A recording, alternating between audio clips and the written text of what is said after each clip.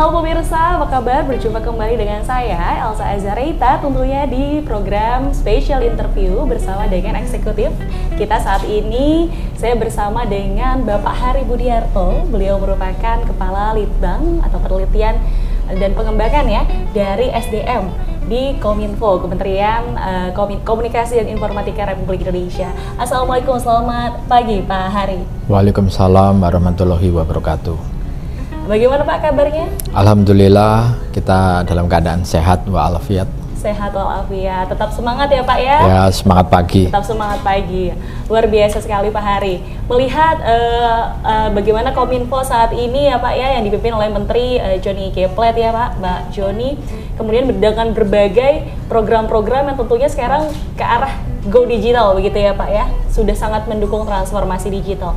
Namun dalam hal transformasi digital dari kacamata Bapak sendiri itu seperti apa sih Pak urgensinya? Silakan Pak. Transformasi digital ini ada beberapa hal yang harus dilakukan ya. Jadi ini adalah perintah Bapak Presiden tentang akselerasi transformasi digital. Jadi transformasi digital ini sesuatu hal yang beda. Jadi tahap ini adalah tahap atau fase ketiga. Yang pertama adalah digitasi.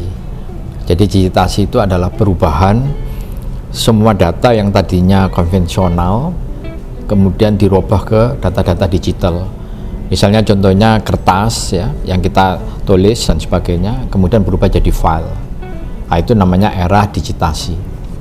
Kemudian yang kedua, masuk fase kedua, yaitu era digitalisasi. Jadi digitalisasi itu adalah era otomatisasi. Jadi semua yang kita lakukan itu dirubah menjadi lebih otomatis. Nah, itu namanya era digitalisasi. Nah, sekarang fase ketiga ini yang dinamakan transformasi digital. Jadi bukan kita melakukan otomatisasi, tetapi transformasi digital itu adalah tujuannya merubah mindset. Jadi merubah pola pikir. Jadi pola pikirnya adalah dirubah bagaimana dia bisa melakukan efisiensi dengan menggunakan teknologi digital. Nah, itu yang dinamakan transformasi digital ya. Kemudian Pak, artinya di sini kan bukan hanya teknologinya saja yang berkembang, namun di sini SDM, peran people. Ya Pak ya, mindset budaya kerja itu harus juga diperhatikan begitu Pak. Nah, kalau melihat dari sisi transformasi yang sudah berjalan di Indonesia, sebenarnya Pak, kalau boleh tahu sebenarnya sukses menerapkan transformasi digital itu seperti apa sih Pak? Baik itu di pemerintahan ataupun juga korporasi di Indonesia Pak. Jadi Kementerian Komunikasi dan Informatika ketika diperintahkan oleh Bapak Presiden tentang akselerasi transformasi digital, itu kita membuat yang dinamakan roadmap. Jadi roadmap itu adalah peta jalan Indonesia Digital 2021 sampai 2024. Jadi Kementerian Kominfo ketika diminta melakukan transformasi digital, strateginya adalah membangun 4 pilar. Di dalam roadmap itu dijelaskan ada 4 pilar yang harus dibangun oleh Kominfo. Yang pertama adalah infrastruktur digital. Karena tanpa infrastruktur digital ini, transformasi digital nggak mungkin bisa jalan. Karena ini adalah medianya, yaitu pembangunan BTS, kemudian pembangunan jaringan fiber optik, kemudian memperbesar akses internet, kemudian bandwidthnya dilebarkan dengan teknologi 5G yang sekarang. Nah, itu dinamakan infrastruktur digital. Kemudian berikutnya adalah pemerintahan digital. Jadi infrastruktur digital yang sudah dibangun tadi, maka dilakukan perbaikan pelayanan publik. Nah, pelayanan publik ini supaya masuk ke ruang digital, sehingga masyarakat itu tidak perlu harus hadir datang untuk mengurus sesuatu perizinan dan sebagainya, cukup dari rumah. Kemudian itu juga bisa transparan, mencegah terjadinya korupsi, kolusi, dan nepotisme. Nah, itu kita bangun yang dinamakan pemerintahan digital. Jadi dengan membuat berbagai super app supaya mereka tidak melakukan investasi yang membangun aplikasi-aplikasi yang banyak. Kita lakukan integrasi data. Nah, kemudian yang ketiga pilarnya adalah ekonomi digital. Jadi ketika pelayanan publiknya sudah bagus berbasis digital, maka masyarakat itu melakukan transaksi, dan transaksi antar masyarakat dengan perusahaan, industri dan sebagainya itu sudah dilakukan dalam bentuk transaksi digital. Maka itulah yang dinamakan ekonomi digital. Maka kita dorong ekonomi digital itu bisa kita rebut ya dengan melakukan UMKM tadi. Jadi UMKM itu dilakukan go digital, dan sekarang terbukti bahwa pendapatan negara kita itu 60% disokong dari UMKM yang go digital tadi. Nah, kemudian yang paling penting itu adalah masyarakat digital. Jadi semua ketiga pilar ini tidak akan bisa jalan kalau masyarakat digitalnya tidak terbentuk. Nah, masyarakat digital itulah yang menjadi tugas Badlibang untuk mengembangkan kita Indonesia menuju masyarakat digital. Jadi masyarakat digital adalah masyarakat yang paham tentang bagaimana cara pemanfaatan teknologi digital itu untuk menunjang kehidupan sehari-hari. Contohnya misalnya mereka ketika ingin berkegiatan, mereka akses informasi. Kemudian dari informasi yang ada, mereka olah, kemudian mereka bisa melakukan kegiatan-kegiatan atau transaksi-transaksi by digital, dan itu membutuhkan yang dinamakan skill. Skill itulah yang dinamakan talenta digital. Luar biasa ini, Pak. Artinya di sini memang Kominfo sangat serius ya, terutama ya dalam hal ini untuk terus mendorong transformasi digital, bahkan sudah ada roadmap-nya dari tahun 2021 hingga 2024 nanti. Dimana tadi ada poinnya itu infrastrukturnya harus jalan, infrastruktur digitalnya, kemudian tadi pemerintahannya harus digital governance ya, Pak ya, pemerintah digital, kemudian ekonomi digital yang dibangun juga UMKM go digital begitu, dan terakhir tadi adalah bagaimana peran dan tugas juga dari Kalitbang SDM ya, bagaimana tadi membangun masyarakat digital. Nah, ngomongin tentang peran dan fungsi daripada Badan Litbang SDM begitu Pak. Sebenarnya langkah strategis apa yang akan diambil Pak, baik itu jangka pendek maupun jangka panjangnya nih terkait program-program ke depan Pak? Ya. Jadi di Kementerian Kominfo ini akhirnya ada 4 pilar tadi dibagi-bagi. Jadi tugas dari satu dirjen untuk infrastruktur, satu dirjen untuk pemerintahan digital, satu dirjen untuk ekonomi digital, maka masyarakat digital ini tugasnya Badlibang. Jadi bagaimana kita membangun masyarakat digital ini, Badlibang ini mempunyai strategi. Jadi kita membuat program yang dinamakan program unggulan nasional, yang kita menyasar masyarakat digital itu kita bagi menjadi 3. Ada 3 segmen. Yang pertama adalah pimpinan digital. Jadi program kita di dalam bagaimana kita melakukan pelatihan digital ini terhadap para pimpinan, kita namakan Digital Leadership Academy. Jadi kita mentargetkan setiap tahun itu harus ada 500 orang pimpinan digital yang akan terbentuk, yaitu mulai dari pemerintah daerah, yaitu bupatinya, wali kotanya, gubernurnya, kemudian dari masyarakat industri, yaitu BUMN, BUMD, ya, para direkturnya, kemudian dari startup itu para foundernya, CEO-nya, kita latih semuanya sehingga mereka mempunyai awareness, mempunyai literasi, bagaimana mereka bisa mengelola organisasinya tadi berbasiskan pada teknologi digital. Nah, kemudian strategi berikutnya adalah yang middle, yang di tengah. Nah, yang di tengah ini adalah bagaimana kita mendapatkan talentanya. Maka kita punya program namanya Digital Talent Scholarship. Jadi yang di tengah ini adalah mereka-mereka yang punya talent, mereka yang mampu untuk menciptakan inovasi-inovasi yang berbasis digital. Nah, kemudian yang paling bawah ini adalah mereka yang harus menguasai basic skill, yaitu masyarakat-masyarakat kita. Misalnya contohnya ibu-ibu, kita dorong bagaimana ibu-ibu ini bisa mampu membuat email, kemudian masuk ke marketplace. Ini kita namakan ibu-ibu ini masuk ke dalam pemula untuk menjadi wirausaha digital. Jadi ada basic skill, ada intermediate skill, ada advanced skill. Jadi itu yang kita buat. Gimana reskilling ya Pak? Upskilling. Upskilling. Tadi ada advance gitu ya, ada levelnya begitu ya Pak ya, ada middle, advance atau basic gitu ya.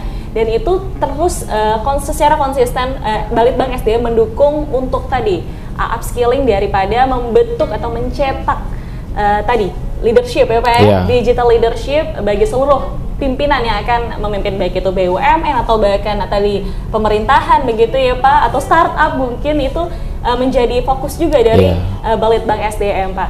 Berarti artinya di sini sesuai arahan Presiden Jokowi kita akan menuju world class governance ya Pak ya. Bagaimana tadi dibidik mulai dari talentanya Pak. Nah kalau ngomongin tentang talenta digital Indonesia saat ini sudah berapa persen sih Pak? Kalau boleh tahu nih dari program-program tersebut hasilnya, efektivitasnya seperti apa Pak? Jadi berdasarkan riset ya yang dilakukan oleh World Bank sama McKinsey, itu Indonesia itu membutuhkan 6 juta talenta digital pada tahun 2030. Jadi kalau dihitung per tahun itu harus tercetak sebesar 600.000 talenta digital.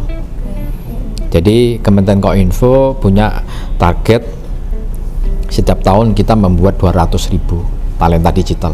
Jadi membuka berbagai pelatihan-pelatihan gratis, kemudian kita melakukan sertifikasi, kemudian kita membuat yang dinamakan bootcamp, yaitu mereka kita magangkan untuk mereka bekerja di sektor digital.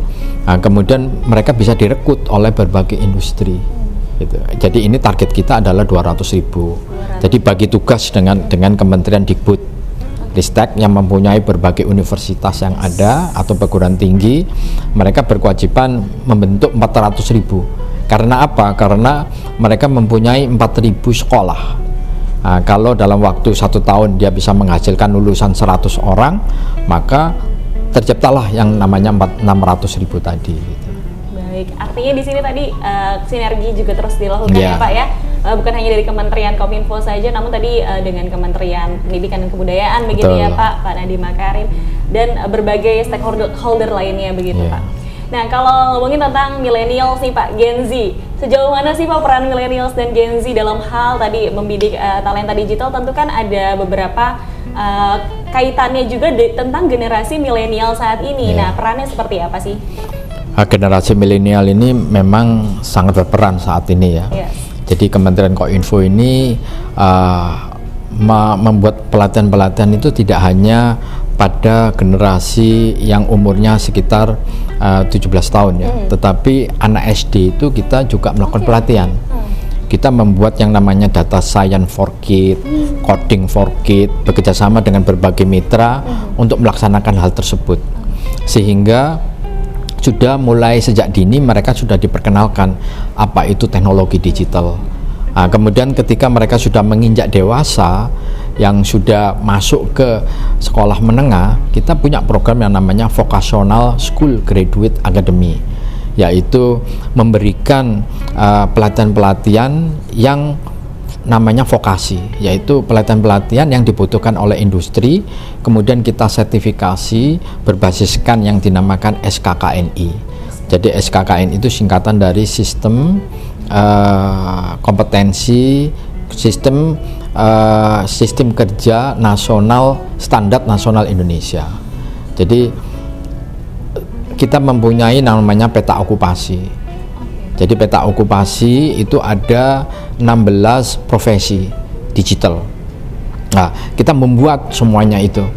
Kemudian kita sertifikasi berdasarkan peta okupasi sehingga mereka betul-betul mempunyai kompetensi yang standar dan itu langsung diserap oleh industri. Nah, itu yang di tingkat menengah untuk kaum-kaum milenial. Kemudian ketika mereka sudah lulus perguruan tinggi, kita punya program namanya Fresh Graduate Academy. Jadi program Fresh Graduate Academy yang sekarang yang kita lakukan ini, kita bekerjasama dengan industri. Jadi industri itu kita tanya berapa butuh orang. Jadi setiap industri itu ngomong saya butuh 30 orang, saya butuh 50 orang. Kemudian kita umumkan bahwa kita membuka pelatihan yang nanti akhir dari pelatihan ini Anda bisa diserap langsung. Nah itu yang untuk Fresh Graduate Academy. Jadi pada dasarnya Pak, bagaimana tadi membidiknya itu sejak dini ya Pak? Iya. Bahkan tadi ada program kids-nya juga, Betul. kemudian menengah, untuk mencetak tadi ya, Iya. ada target 600.000, di mana tadi kerjasamanya juga dengan berbagai kementerian dan stakeholder lainnya. Kemudian Pak, kalau ngomongin tentang Kominfo, digital leadership ya Pak ya, di Kominfo sendiri, sorry Pak. Kalau ngomongin tentang digital leadership, sebenarnya apa sih Pak makna dari leadership itu sendiri di kacamata Bapak? Gaya seperti apa atau kunci sukses menjadi seorang leader yang baik itu seperti apa Pak? Jadi kalau kita lihat definisi dari leader ya, Yes. definisi dari pemimpin, pemimpin itu adalah orang yang mampu mempengaruhi orang lain Yeah. untuk diajak mengikuti target capaian atau tujuan dari suatu organisasi secara bersama-sama. Itu adalah definisi dari pimpinan. Kemudian kita sekarang ada istilah namanya digital leader.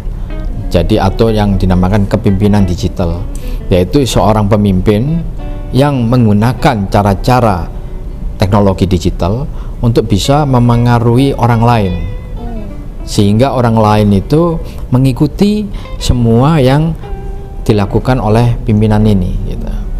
Jadi kita kerjasama dengan 8 university, World-Class University, untuk bisa membuat pelatihan agar para pimpinan kita itu punya kemampuan yang dinamakan digital leadership gitu. Nah, jadi kita kerjasama dengan 8 universitas. Kemudian Kominfo sendiri untuk program Digital Leadership Academy itu kita mempunyai 3 program. Yang pertama adalah kita akan mencetak yang dinamakan Smart Digital Leader Indonesia Maju. Smart Digital Leader Indonesia Maju. Ya, Smart Digital Indonesia Maju ini adalah pelatihan yang terbuka untuk semua leader. Dan kita kerjasama dengan universitas, mereka dilatih secara online, kemudian mereka juga ngerjakan PR, ngerjakan tugas. Di akhir pelatihan itu mereka membuat yang dinamakan policy brief gitu. Jadi policy brief ini dipakai untuk bagaimana bisa melakukan proyek perubahan. Nah, kemudian yang kedua kita mempunyai yang dinamakan Indonesia Smart Digital Leader Indonesia Makin Digital. Nah, program ini adalah program visitasi ke luar negeri. Jadi kita kerjasama dengan berbagai perusahaan global seperti AWS, terus kemudian ada Cisco, kemudian juga kita bekerja sama dengan program organisasi internasional tentang APC ICT. Jadi mereka membuat berbagai modul-modul yang dipakai untuk digital leader ya. Ini biasanya kita kumpulkan, kita kerjasama dengan Kementerian Dalam Negeri. Jadi Kementerian Dalam Negeri ini memilih pemda-pemda yang bagus ya. Pemda-pemda yang inflasi daerahnya itu rendah, kemudian mereka punya kemampuan berinovasi, kita ajak untuk berkunjung ke negara maju. Mereka melihat situasi yang ada di sana, kemudian menerapkan ke wilayahnya. Ini namanya Indonesia Makin Digital. Kemudian yang ketiga kita punya namanya Smart Digital Leader Provinsi. Jadi kita kerjasama dengan pemerintah provinsi. Misalnya tahun kemarin kita kerjasama dengan Jawa Barat.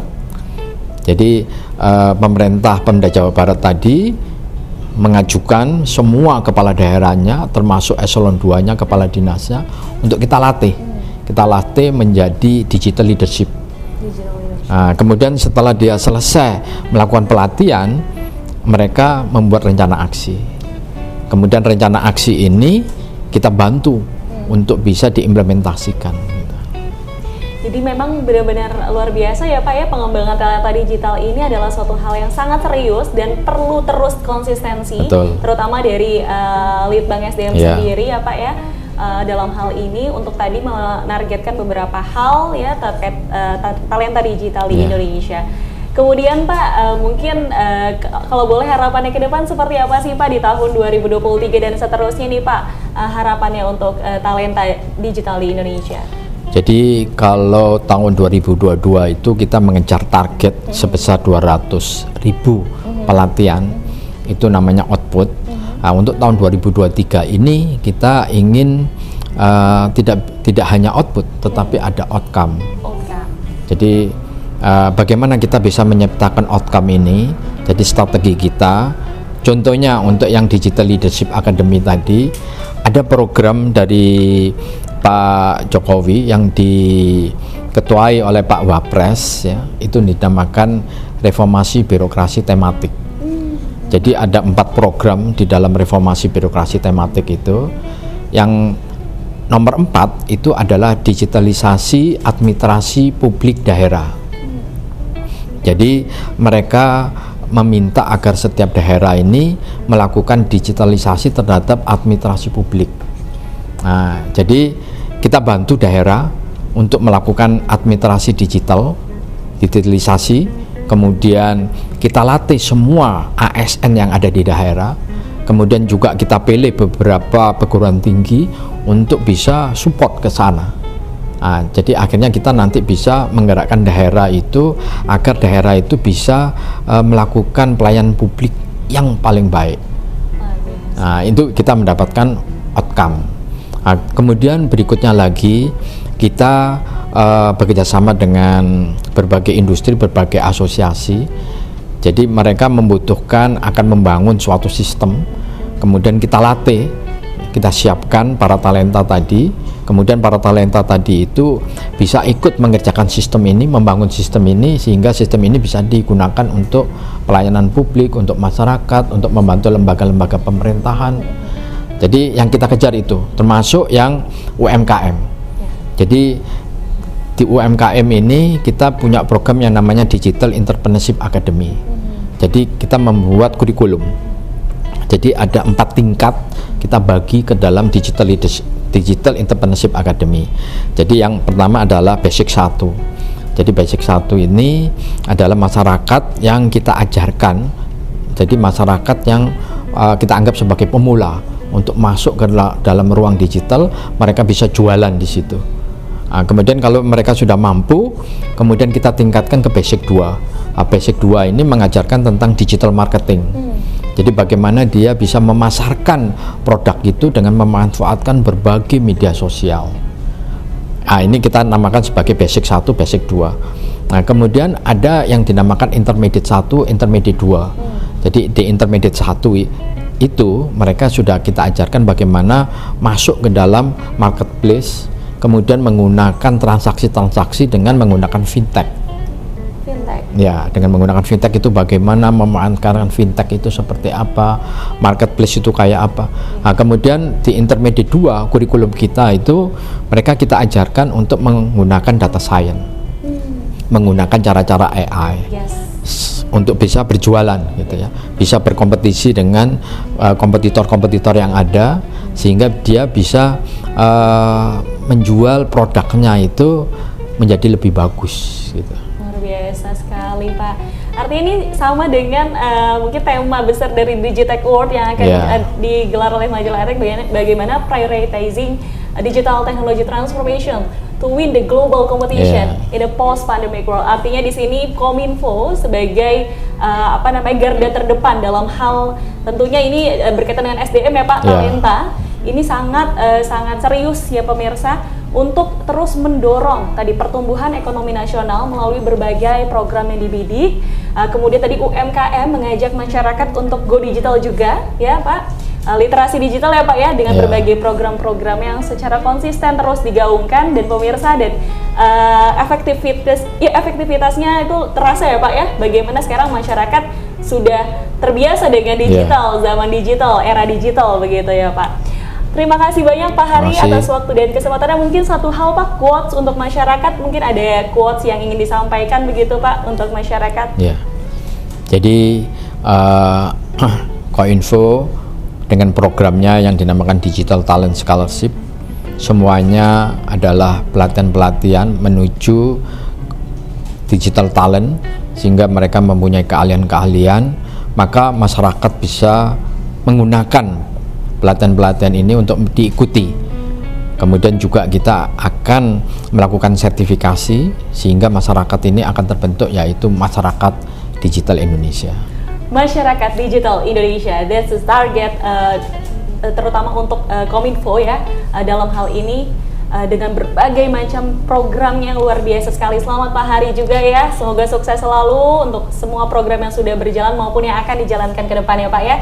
Terima kasih pemirsa, mungkin itu saja special interview kita hari ini. Semoga kita bisa ngobrol-ngobrol lagi nih Pak dengan berbagai tema ataupun topik lainnya berkaitan dengan SDM Indonesia yang sangat penting nih menuju Indonesia Emas juga 2045 begitu. Baik, terima kasih pemirsa atas waktu dan kesempatannya juga Pak Hari. Terima kasih, sampai jumpa di special interview berikutnya.